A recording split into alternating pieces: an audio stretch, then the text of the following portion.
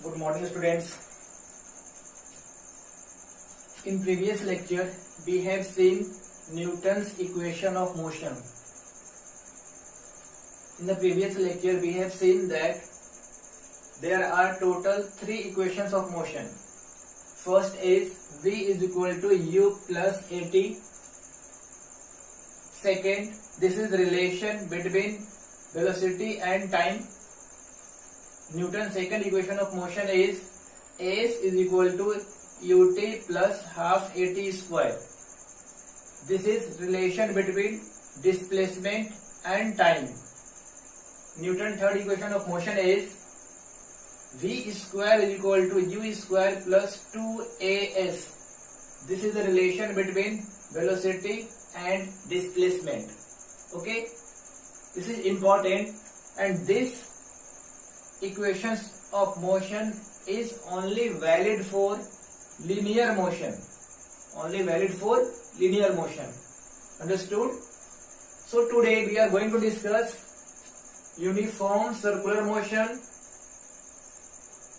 direction of velocity of an object in uniform circular motion, Newton's law of motion. Today we will discuss only Newton's first law of motion. There are three law of motion. This was equation of motion, Newton's equation of motion. But today we will discuss Newton's law of motion. There is three law. So today we will discuss only Newton's first law of motion. Okay. Then we will discuss force and its type, that is valence force and unbalanced force. So your first topic is uniform circular motion. Understood?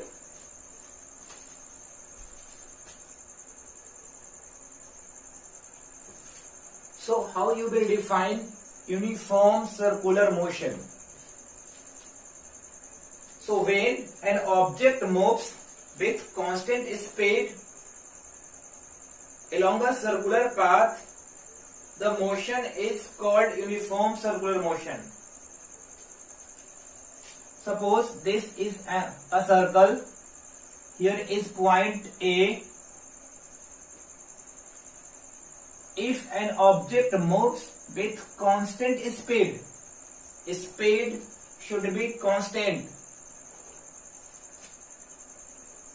Means if an object is moving with the speed of 2 meter per second, in 1 second 2 meter, next 1 second 2 meter, next 1 second 2 meter, next 1 second 2 meter, next 1 second 2 meter, and so on, then we can say that object is moving in a uniform circular motion.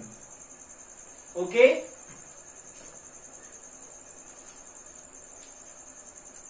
So in uniform circular motion, the direction of an object is changing at every point. Here, if the object is moving in anti-clockwise direction, this is clockwise, this is anti-clockwise direction.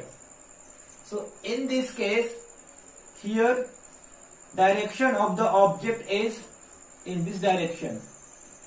Here the direction of an object is in this direction. Here the direction of an object is in this direction. Here means if an object is moving in a circular motion, then the direction of the object will change each and every point. Understood?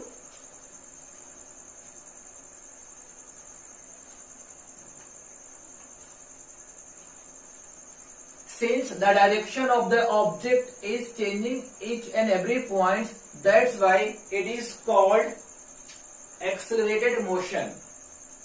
Understood?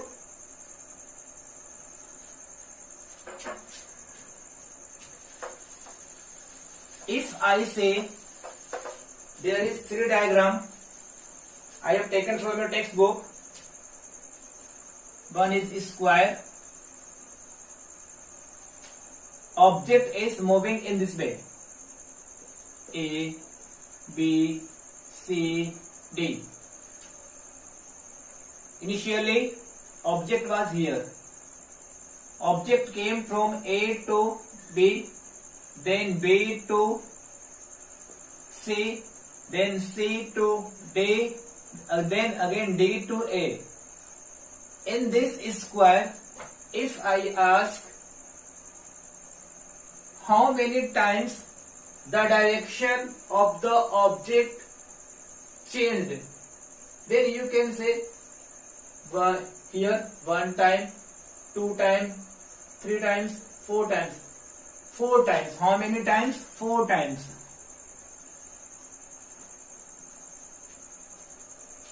So in this case, the direction of the object changes 4 times. One more example I will take.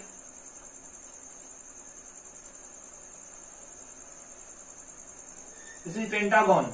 5 side means pentagon.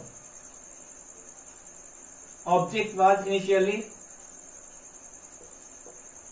at A, then that object came at point B, C, D and E.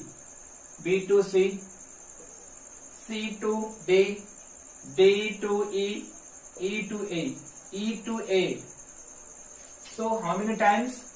Here 5 times. 1, 2, 3, 4, 5. 5 times.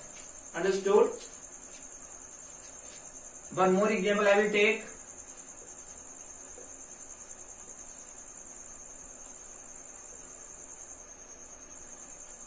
A hexagon having 6 sides. 1, 2, 3, 4, 5, 6. Object was at point A, then B, C, D, E and F. In this diagram, how many times direction has been changed? Then you can say 6 times. 1, 2, 3, 4, 5 and 6. How many times? 6 times. So if I ask, if you increase the number of sides, then you can see here the change in direction has been increased. If there were 4 sides, then 4 times. If there is 5 side, then 5 times. If there is 6 side, then 6 times. So if I ask, in case of a circle,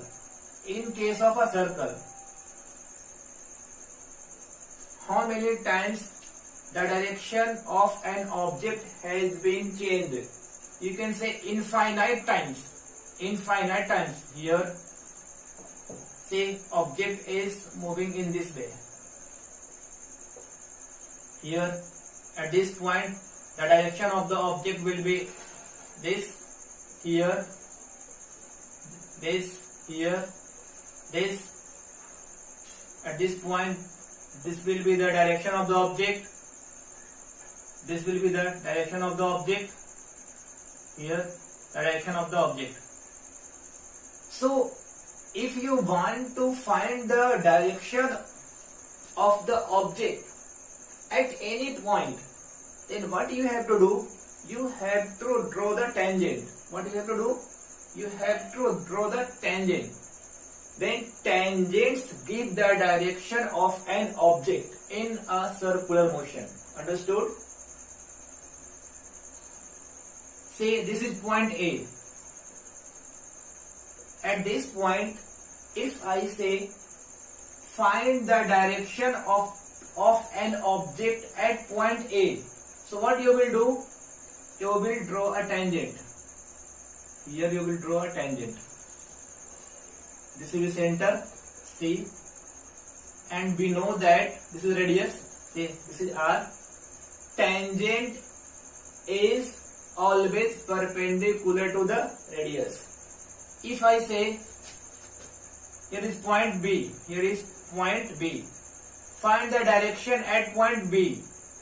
So what you will do? You will draw the tangent at this point. Tangent, this is the radius.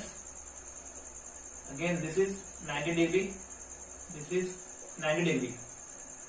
So at this point, the direction of an object is in this direction. Understood?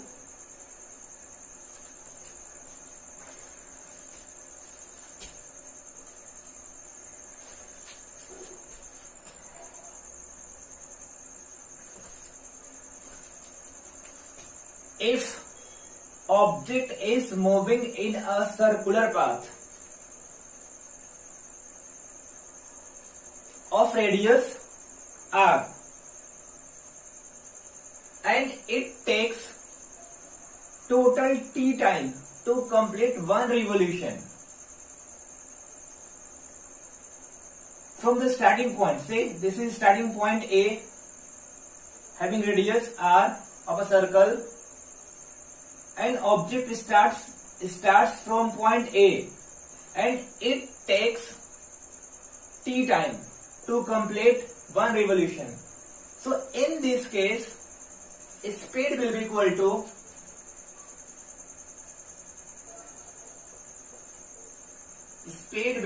to circumference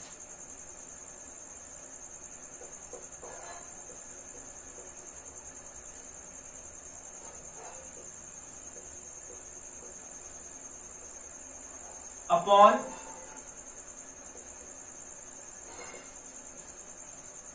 time.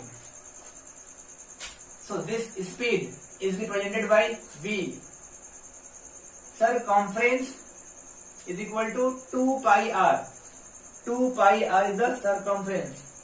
Then 2 pi r is the radius upon time t.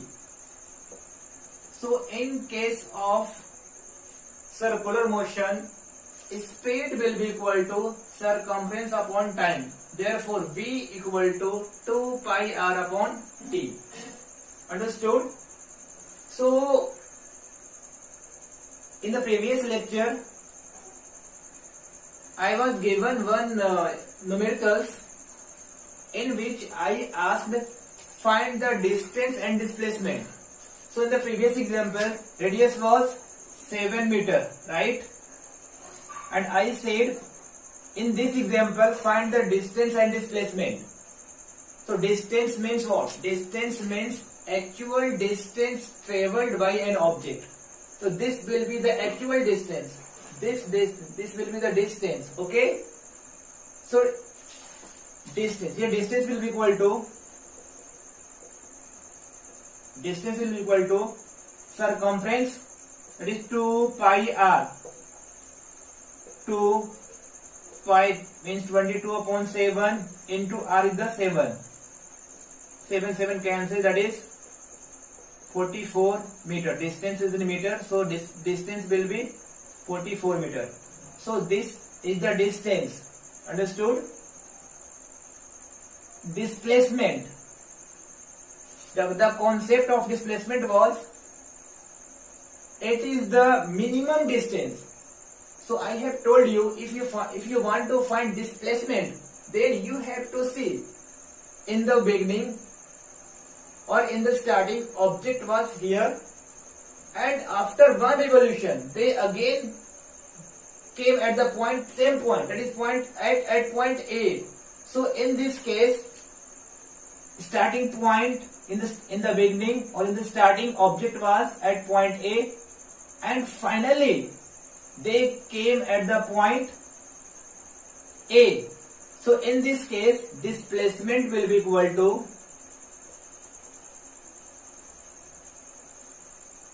displacement will be equal to 0 meter. Understood? Why 0? Because in the beginning object was at point A and finally at last they again came at the same point. So there is no any distance. So displacement is equal to 0 meter. Distance is equal to 44 meter. Understood? There was one more example.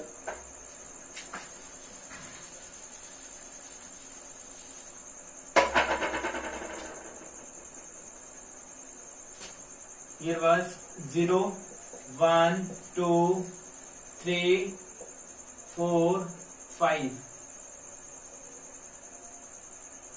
1, 2, 3, 4, 5 and so on. Here was distance. Distance was in meter. Here distance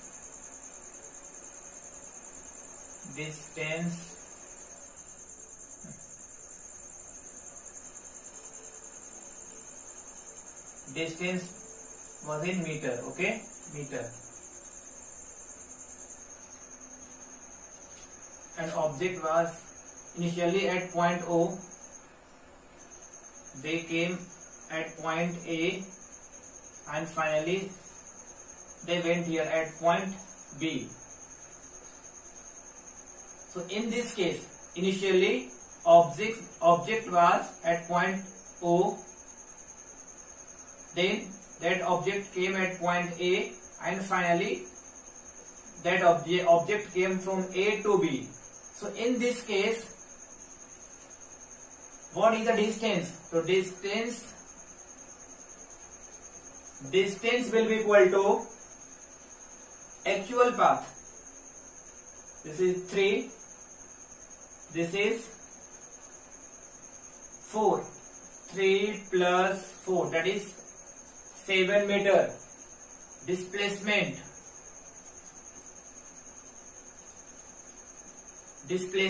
is equal to minimum distance. So for the displacement, what you have to do? In the beginning, object was here and finally at last object came at point B. So you have to join the points. Okay? So this is the 90 degree. This is 90 degree.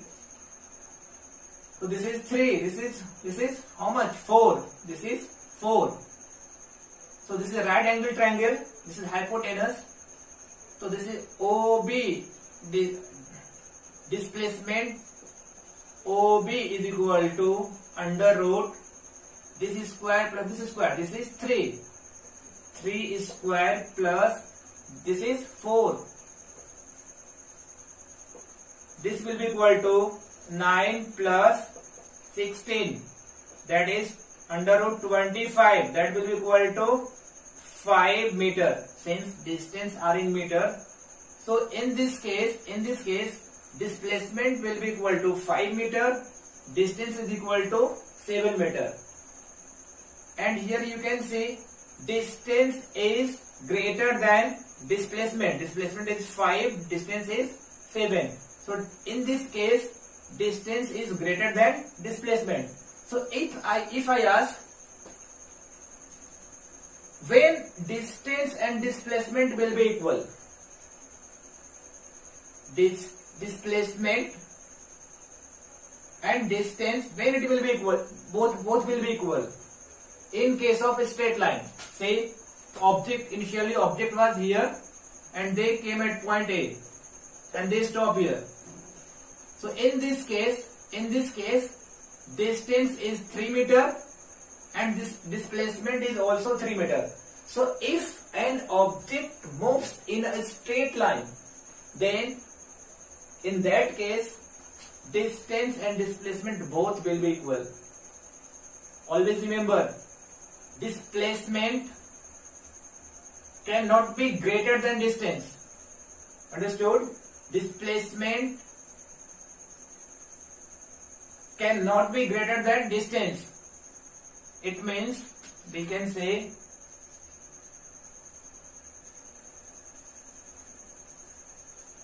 displacement less than or equal to distance. Understood? Displacement always either less than or equal to distance, but displacement can never greater than distance. Understood? Now your next topic is Newton's law of motion.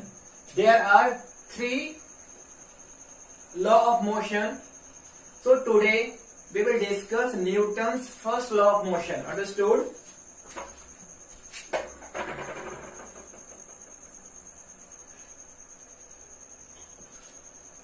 So Newton's first law of motion, it is also called law of inertia. Inertia is related to mass.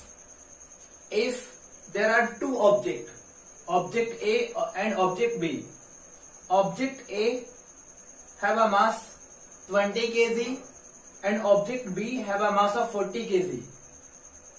Then object B has more inertia than object A. More mass, more inertia, less mass, less inertia. Understood?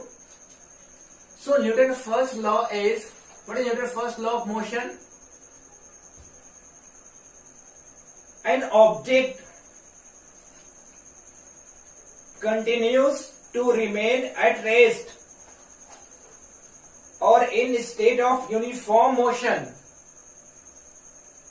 along a straight line unless an external unbalanced force acts on it. It means if an object are in rest, if an object are in rest, they will continue in rest. Or if an object are in motion, they will continue in motion unless you don't apply any external force. Understood? So this is the statement. Some examples of Newton's first law of motion is, a static object does not move without an application of force. An static object means an object which are in rest, they will not move unless you don't apply a force. Second, an electric fan keeps on rotating for some time even after it is switched off. Understood? So these all are the example. Now your next topic is force. Your next topic is force. So simply you can define force is an external agency. Force is an external agency. Its SI unit is Newton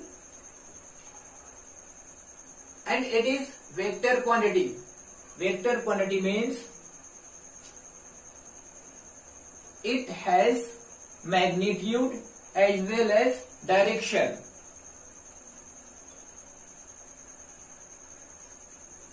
I have told you the SI unit of force is Newton.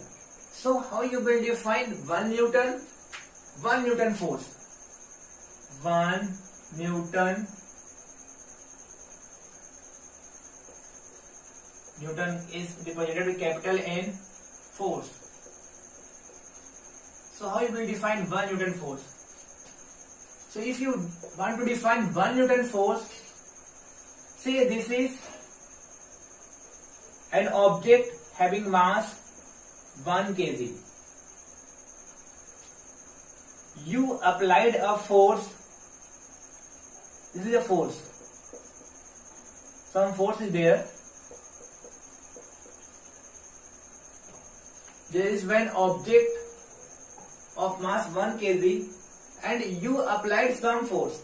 Due to this force, if there is acceleration of 1 meter per second, acceleration is equal to how much? 1 meter per second. then this applied force is called 1 Newton force.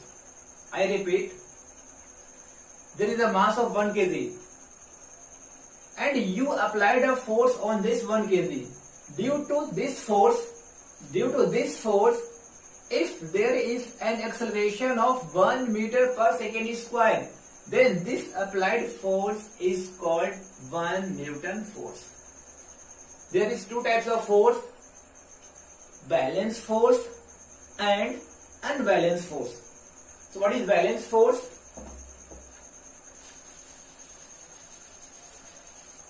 I will give two examples. Here is an object having mass m. You applied a force of, from this side, left to right, say this is 10 Newton force, and again you are applying a force of 10 Newton force, but this time the direction of force is from right to left.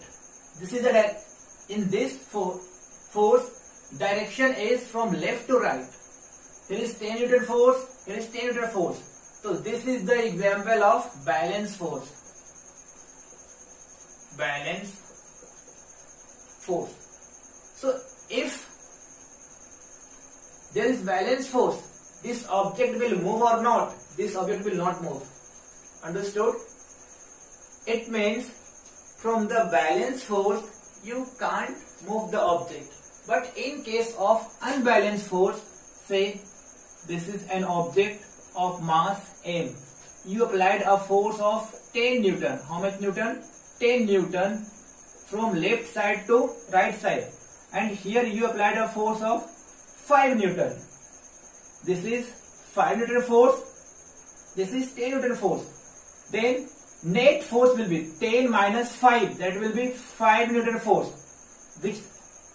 In which direction? This direction or this direction? See, 5 Newton and 10 Newton. Then 5 will be neutral, but remaining 10 Newton force will be in this direction. It means this object will move in this direction. Understood? So this is the examples of unbalanced force.